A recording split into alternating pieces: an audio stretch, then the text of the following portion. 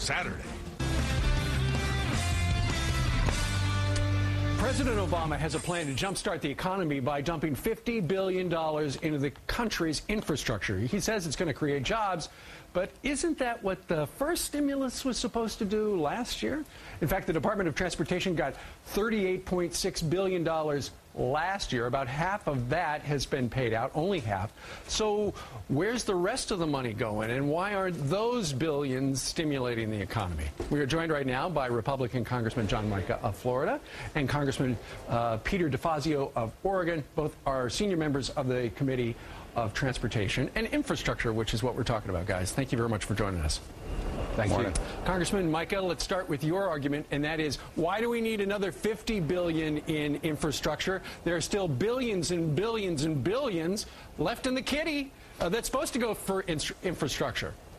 Well, exactly. We've got a lot more than just half. We've got 70% of the money still in Washington coffers. Now, they'll tell you some of it's allocated, but there's so much red tape paperwork that you can't get the money out there. So they're proposing another $50 billion. I have no problem in investing in America's crumbling infrastructure, but let's spend the money that's out there, and then they came up with another tax proposal. So right. I'm not hot to trot on the proposal. Congressman DeFazio, what about the fact that there was a senior White House guy who apparently told reporters, in the short term, this is not going to generate any jobs. We're not going to see any jobs until 2011. That's a problem.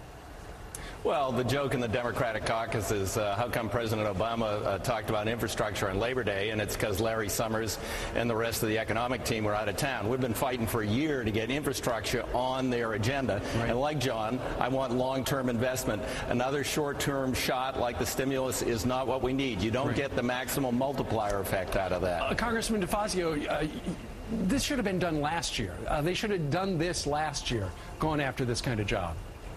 October 1st last year, our long-term transportation authorization expired.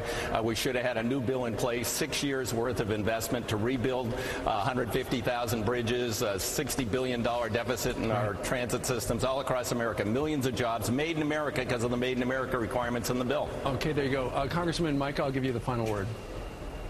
Well, again, we've tried from our side, the Republican side, worked with Peter, with Mr. Oberstar.